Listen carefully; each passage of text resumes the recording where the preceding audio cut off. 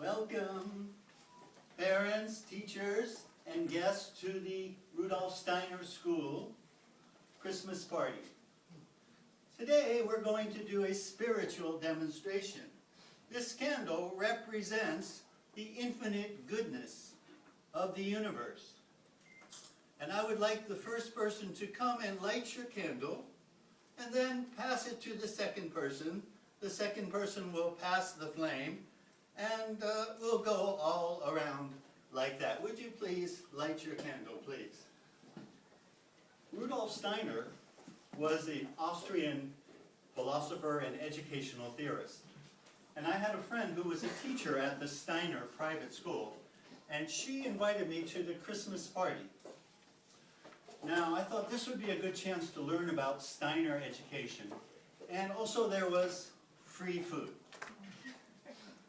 Now, as we pass the flame, we can see that we can spread the infinite goodness all around the room, and in that way we can light up the world with the infinite goodness, whatever you want to call it. Now, I grew up in a Christian country. The United States is 85% Christian. But I always felt a little different because I was raised Jewish. So I was like an outsider, and it made me a bit of a rebel, and I always wanted to shake things up a little bit. Just show them that there was perhaps a different point of view. Now this woman's speech, it was too nice, too goody-goody, too sappy. It was sweet like Baskin-Robbins cake. It wasn't enjoyable at all. Now, as we're passing the candles and lighting up the room, I would like somebody to please share a story from your life that illustrates what we are doing here today. And I waited. Nobody said anything. All of her great teachers, her great communicators, her rich parents, nobody was willing to say anything about a story. And I almost felt sorry for her. So I thought, this is a chance for me to shake up the meeting a little bit. And I raised my hand, and I told this rather strange story.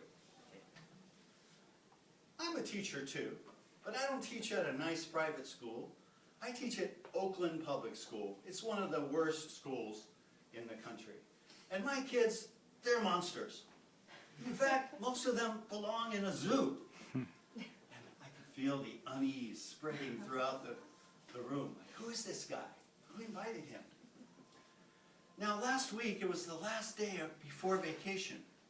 And I just wanted to get out of there. And the kids were especially bad. They were yelling and throwing things and fighting, even jumping out the window. I was thinking about just one thing, bagels. Because across the street from the school, there was a bagel shop. And I wanted to get some day-old bagels, just to comfort myself. But the minutes, the seconds were like minutes, and the minutes were like hours, and they seemed like it was never going to come. Until finally the bell rang. And I went across the street, and I said, give me 2 day-old bagels, please. I'm sorry, sir, we're out of day-old bagels. No!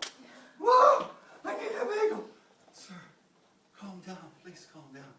Look, we're going to close in about 20 minutes. These are going to be day-old bagels. Just take them all. And he put like 20 bagels in the bag. I was so happy.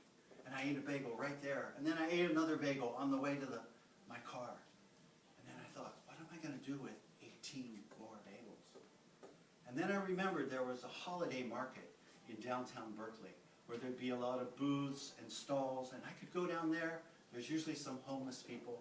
So I went down there and I was walking around and passing out bagels to the homeless people. It was really fun. I was like Jewish Santa Claus.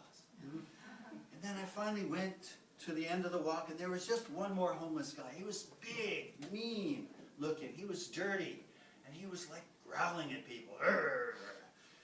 And I thought, maybe not this guy. But then I had so many bagels, so, excuse me, sir, would you like a bagel?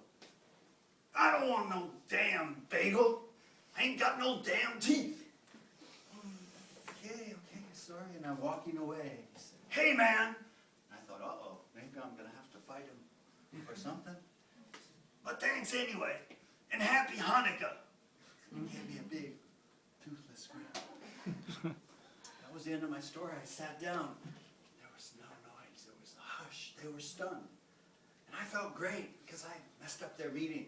I didn't even hear what the old lady was saying anymore until finally she just said, "Let's eat."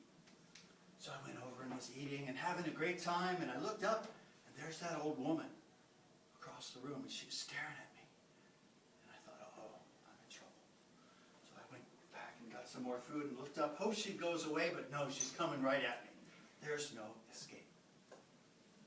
"Young man, about that story." "Yeah, well, thank you. That was exactly the kind of story I was hoping somebody would tell. Please accept this present." She gave me a present. And without thinking about it, just popped up in my mind this image of she was lighting my flame, my candle. Later, somebody said something nice to me. And again, it popped up, this image of her lighting my candle. The next day, I did something nice for somebody, and I had the image of I was lighting their candle. And in fact, even though that happened many, many years ago, every time I do a good deed or receive a good deed, that image pops up. I thought I was shaking up her meeting, but that old woman, she shook up my life. She infected me with that image of passing the flame. And maybe I infected some of you today. And if I did, that's my present to you. But for the rest of you, however you celebrate being part of this incredible universe, let me wish you happy holidays, Merry Christmas, Super Solstice, Crazy Kwanzaa, and Happy Hanukkah.